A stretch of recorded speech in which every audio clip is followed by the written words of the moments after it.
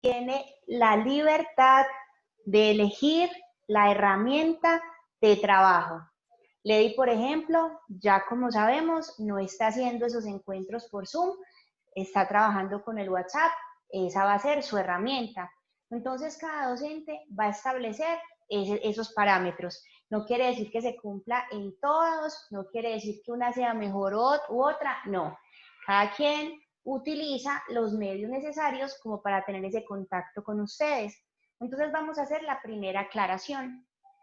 Siempre vamos a tener una semana de encuentro por Zoom. A la semana siguiente va a ser o les va a aparecer una asesoría por WhatsApp. Eso no quiere decir que va a ser únicamente la asesoría de esa semana, los días miércoles a las 10:10. No, a la semana siguiente y en los días siguientes también del encuentro por Zoom. Ustedes saben que estoy 100% disponible para ustedes, para una pregunta, para algo del trabajo, alguna inquietud, algo inclusive no del área, sino de la dirección de grupo. Ustedes saben que siempre les estoy contestando en esa información. Entonces ya saben, una semana encuentro por Zoom, a la otra semana vamos a utilizar todos esos días para que ustedes elaboren el trabajo, para que ustedes resuelvan dudas. No entiendo esto está bien, tengo que revisar ortografía, si está cumpliendo con los parámetros que está diciendo Julie. Entonces esa va a ser la metodología de la profesora Julie Escobar para ética y lengua castellana. Entonces eso quiero que lo tengan muy claro. Ustedes saben que tenemos encuentro hoy, la próxima semana es semana de vacaciones. ¿Eso qué quiere decir? Vacaciones, que ningún docente va a contestar teléfonos, va a contestar llamadas por WhatsApp, no va a contestar correos, absolutamente nada, porque va a ser vacaciones tanto de los estudiantes como de los docentes.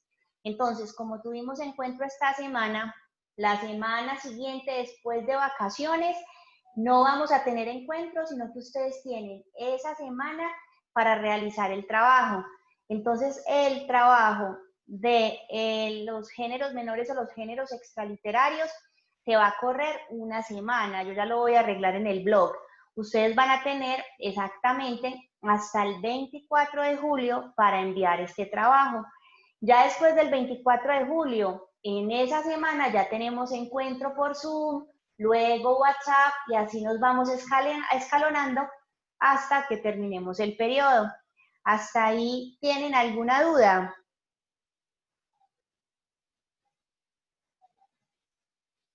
Hola. No. Listo. Entonces ya tenemos esa claridad.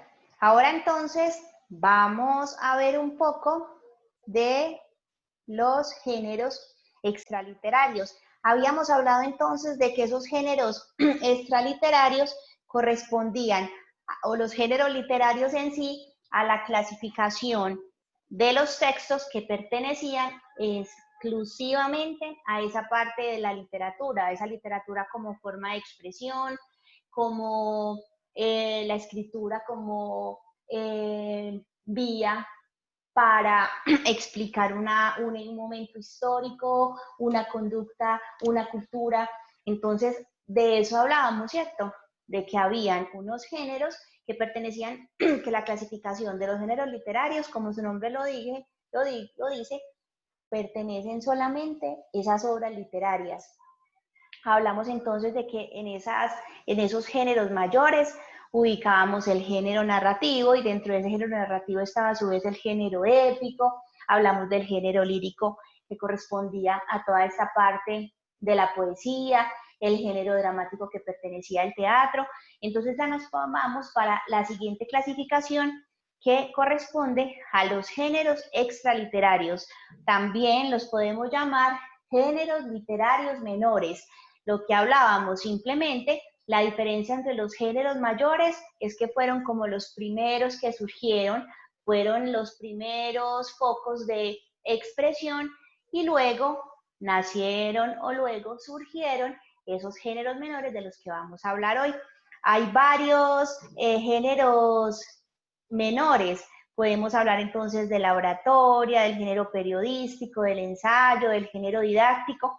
Vamos a ver entonces un videíto para que nos demos cuenta.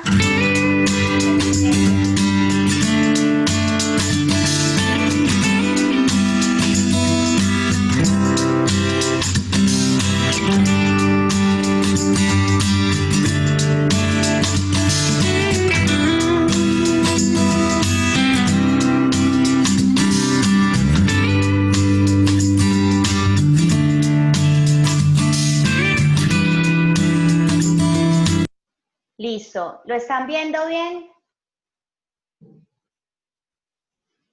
No, pero qué clase tan callada. Sí. Listo. En este caso, entonces, vemos que el primer género extraliterario del cual nos están hablando corresponde al género oratorio u oratoria. En ese caso, simplemente son esos discursos a viva voz, es decir, que se dan desde la parte oral, que buscan siempre convencer, persuadir o deleitar. En ese caso, este género menor o este género extraliterario va muy unido de lo que es el ensayo. En el ensayo es algo escrito, en la oratoria es algo desde la oralidad. Eso no quiere decir que cuando vamos a preparar un discurso no podamos escribirlo.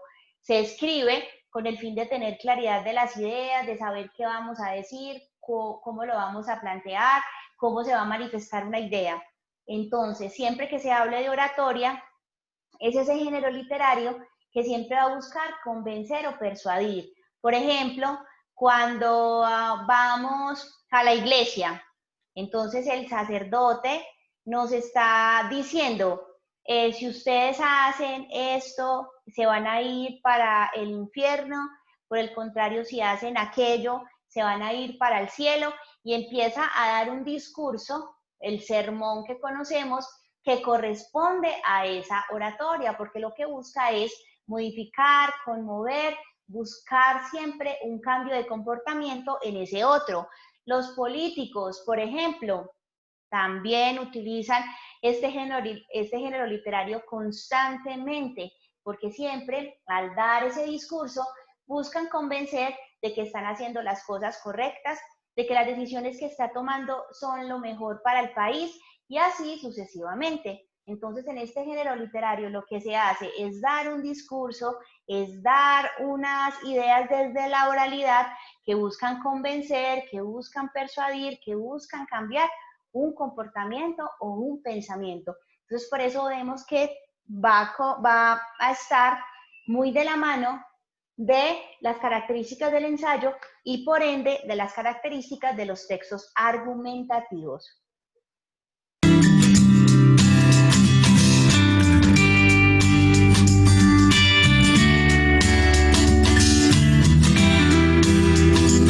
Listo, en este caso entonces vemos el ensayo.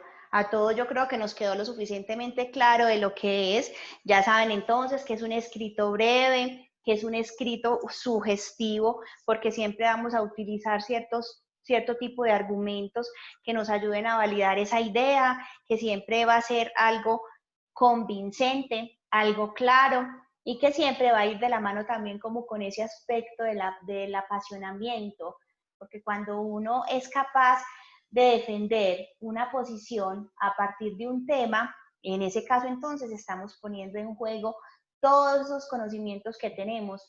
Por eso siempre que empezábamos a argumentar, siempre yo les decía, hay que buscar un argumento válido, un argumento que haya dicho un autor reconocido, que le dé fundamentación a mi ensayo. Entonces, en ese caso, busca lo mismo que la oratoria. La diferencia radica en que la oratoria es desde la oralidad, como su nombre lo dice. En cambio, cuando hablamos del ensayo, hacemos siempre desde la parte escrita. Puede ser un ensayo literario, como el que nosotros trabajamos, que es a partir de una obra, de una novela en este caso, o podemos hacer un ensayo que no vaya de la mano de ninguna obra literaria, sino que simplemente hay un tema que a mí me cautivó, hay un tema que a mí me gustó y empiezo a indagar al respecto, a hacer revisiones bibliográficas para poder empaparme del tema.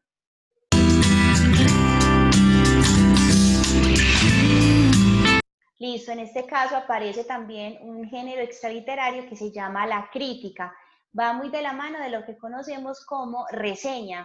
Cuando ustedes, por ejemplo, buscan un libro en internet, no el resumen, sino un libro que a ustedes les llamó la atención para comprar. Entonces, en ese caso, aparece una partecita en las librerías virtuales que se llama reseña. Entonces, en ese caso, aparece como una síntesis muy corta del texto y un comentario al respecto. Esta obra se enmarca en la Colombia de 1900, en la que entonces nos empiezan a dar como una opinión, una Julie, crítica. Hola. eso no es lo mismo que aparece detrás de los libros. Muchas veces es eso, pero por ejemplo, no solamente es de los libros. Yo puedo, por ejemplo, hacer una crítica respecto a un álbum musical. Puedo hacer una crítica sobre una película. Entonces, en ese caso, lo que hago es hacer, valga la redundancia, una crítica, doy una opinión elaborada de ese texto. Entonces, exacto. Por ejemplo, van a aparecer críticas inmensas de Gabriel García Márquez, porque muchos autores, por ejemplo, una de las críticas elaboradas que aparece es que 100 años de soledad fue una copia de un texto latinoamericano que se llama Los Angurimas. Entonces nosotros vemos, uy, sí, aparece, sí se parecen mucho, es como en la misma línea. Entonces en ese caso se hace una crítica de esa obra. La mayoría de veces sí aparecen en los libros, pero es algo como muy direccionado, porque si yo voy a publicar un libro, no voy a poner una crítica mala respecto al texto, porque si no, nadie se acercaría a él. Entonces esa es la idea, que yo dé como una opinión, algo reflexivo, algo argumentado sobre alguna obra y doy esa crítica al respecto. Entonces sí, aparecen en la mayoría de textos, pero como ya lo dije, siempre es algo muy direccionado, porque nadie va a decir o va a publicar algo en el que digan que lo que yo estoy escribiendo no tiene una fundamentación, por ejemplo. ¿Queda claro? Sí, Julie. Sí.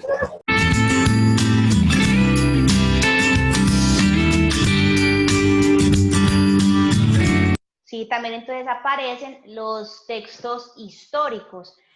En la literatura latinoamericana es muy común ese tipo de textos históricos o de novelas históricas también, que mezclan toda esa parte real y literaria. Por ejemplo, el texto El Día del Odio. En ese caso, es una novela que se centra históricamente en hechos reales del Bogotazo, pero es a partir de una mujer campesina que es violada, prostituida, entonces nos están contando una historia, pero a su vez hechos históricos más importantes de la humanidad. Entonces las conocemos como novelas históricas. La fiesta del chivo, por ejemplo, de Mario Vargas Llosa, también es una novela histórica, porque siempre Latinoamérica ha atravesado crisis políticas muy radicales e importantes y que siempre se convierten en una excusa para la escritura.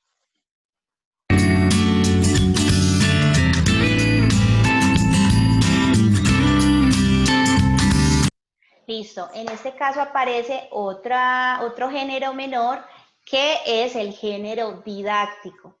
En ese género didáctico lo que se hace es escribir una historia, pero que siempre nos deja una enseñanza, siempre nos va a dejar una enseñanza, algo para aplicar a nuestras vidas.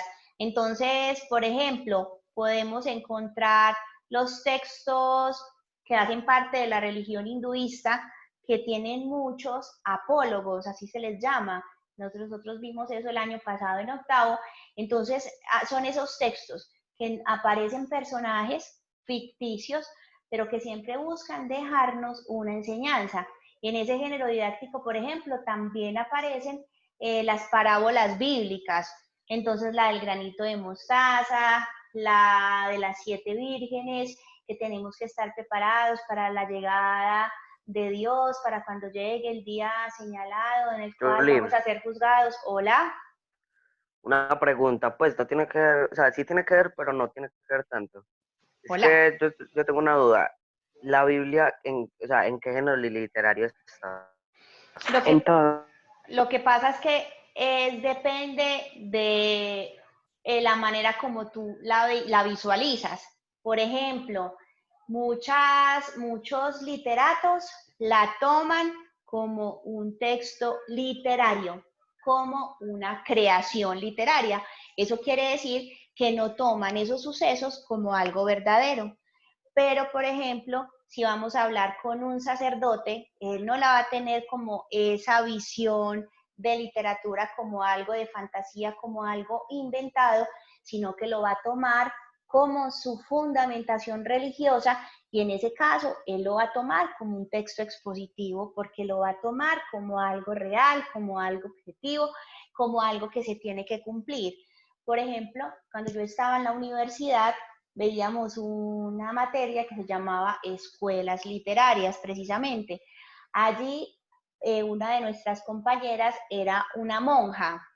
Entonces lo primero que nos decía el profesor Edwin Carvajal, nos decía, en este caso vamos a analizar la Biblia como literatura, no como algo verdadero o como algo válido. Y la monja aceptaba esa condición y la veía de esa manera. Pero desde mi, o sea, cada quien tendrá como una perspectiva diferente. En ese caso, por ejemplo, muchas personas pueden tomar esa parte de los cantares como el género lírico. También aparece esa parte de la historia cuando nos concentramos en la parte de reyes que nos cuentan todos esos reyes que hubo en ese momento y lo que realizaron. Otros también van a encontrar en esa parte de la Biblia, el género épico, porque para muchas personas Jesús fue un héroe, ¿cierto? Dio su vida, se entregó por la humanidad y salvó al mundo del infierno y del mal. Entonces vemos que en ese caso vamos a encontrar varios géneros literarios en ese texto, pero un sacerdote no lo va a tomar de esa manera. ¿Queda claro, Samu? Sí, Julie. Listo, entonces en ese caso el género didáctico siempre busca dejar una enseñanza. En ese caso, por ejemplo, ubicamos las fábulas, ¿cierto? Que siempre van a presentar una historia, pero siempre van a dejar una enseñanza, una moraleja, pero siempre buscan es transformar un comportamiento, no como la oratoria o como rayo silencio, no como la oratoria o como el ensayo, que también buscan modificar un pensamiento, pero en este caso lo hacen a través de hechos ficticios, de hechos inventados.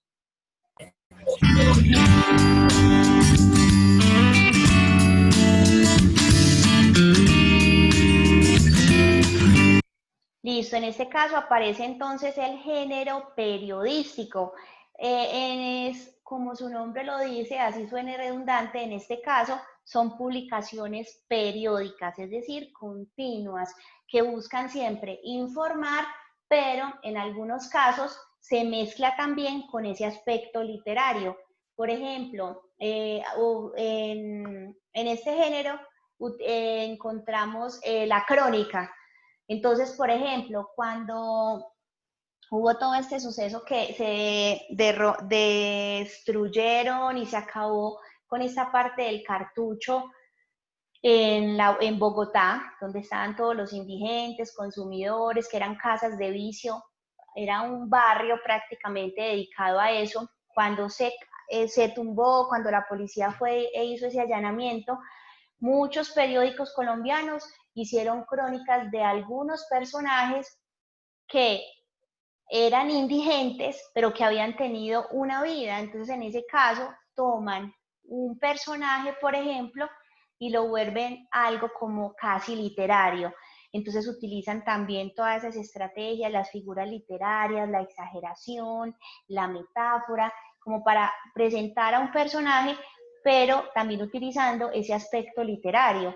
Por ejemplo, nos contaban en una crónica la historia de un piloto, que imagínate, un piloto era políglota, sabía muchísimos idiomas, tenía su vida, tenía una vida económica resuelta, se le murió un hijo y eso lo llevó a una depresión, al consumo de drogas y terminó sumergido en el cartucho. Entonces nos empiezan a contar esas historias que se convierten casi, que son de personajes reales, pero que se convierten casi en un personaje literario. O por ejemplo, los reportajes también se convertirían en que hacen parte, perdón, de este género periodístico, porque nos cuentan un suceso de alguien o de algo de manera muy profunda y destacando todas esas cualidades. Entonces, por ejemplo, vamos a encontrar muchos reportajes en su momento cuando Egan Bernal ganó el Tour de Francia. Entonces nos hicieron muchísimos reportajes, quién era, de dónde venía, cuál fue su primer entrenador, cuál fue su primera bicicleta, en qué empezó, cuál fue su primera carrera ganada, cómo es su relación con Chris Froome. Entonces nos empiezan a contar de su vida desde la realidad, no tanto como en la crónica, como llevándolo a algo casi literario, sino algo desde lo verídico y la objetividad. ¿Claro esto? Listo.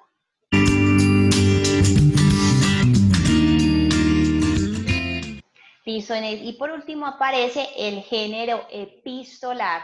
En ese género epistolar ubicamos todo lo que conocemos como cartas, pero no las cartas que los enamorados le escriben a las niñas, o no las cartas que las niñas están acostumbradas a mandar a la amiguita, ella es mi mejor amiga, y a los 8 días ya no lo son. Ese tipo de cartas no corresponden al género epistolar. En ese género epistolar lo que se hace es como plasmar una idea, y en esa idea se transmite un conocimiento. Entonces, por ejemplo, si nosotros leemos alguna vez, si tienen ese placer de escribir el diario, de leer el diario de Frida Kahlo, de la pintora mexicana, ese diario, que son cartas que ella le escribió a Diego Rivera, que era su esposo, y que Diego no las leía, porque ella simplemente escribía. Por eso decimos que es una persona ausente, no necesariamente es específicamente a alguien, sino que simplemente se plasman un montón de ideas. Entonces, en ese caso, cuando Frida escribía, ella plasmaba todas esas emociones de todo ese sufrimiento que vivió. Entonces, a partir del accidente que tuvo, del dolor en su pierna, del dolor en su columna, de la pérdida de un hijo porque nunca pudo ser mamá, de las infidelidades de Diego, todo ese diario nos ayudan a entender la obra artística de Frida Kahlo. Muchas personas pueden ver sus pinturas, por ejemplo, una autorretrato, y van a decir, uy, no, pero esa señora, ¿en qué pensaba? ¿A quién se le ocurre ponerse un arma como columna? Pero entonces hay que entender su vida, qué pasó, para que ella escribiera en su diario esa parte emocional y plasmara esas ideas en sus pinturas. Entonces eso nos ayuda a entender que en ese género epistolar lo que se hace es escribir una carta, no necesariamente a una persona determinada, pero que son cartas cargadas de algún tipo de conocimiento. Por ejemplo, hay un texto completo que se llama Carta al Padre, de Franz Kafka. En ese caso, entonces, él escribe todo ese sufrimiento que le causó su padre, y eso hace que entendamos el texto La Metamorfosis. O muchos autores han intercambiado cartas. Por ejemplo, Mario Vargas Llosa intercambió muchas cartas con Gabriel García Márquez, criticándose su obra. Mario Vargas Llosa criticaba a Gabriel García Márquez por su relación con Fidel Castro, porque Gabriel García Márquez se denominaba socialista y Mario Vargas Llosa no. Entonces intercambiaban unas cartas, no eran cartas insultantes ni agresivas ni mucho menos, sino que cartas haciendo una crítica respecto a una problemática. ¿Queda claro esto? Sí. Created using Powtoon. Listo, entonces en este caso queda claro que tenemos varios géneros extraliterarios que son igual de importantes a esos géneros literarios mayores, igual de importantes, igual de rigurosos, igual de elaborados. La única diferencia es el momento en el cual surgieron o nacieron. Los géneros mayores, como lo hablábamos en las clases pasadas, fueron los primeros, las primeras creaciones. Entonces por eso empezamos con ese género lírico que corresponde a la poesía. Hablamos del género épico, que en ese caso entonces eran esas historias de los héroes, de las hazañas. Hablamos del género dramático y en este caso ya nos ubicamos en textos también muy actuales, que son esos géneros extraliterarios. ¿Alguna pregunta de esta parte teórica?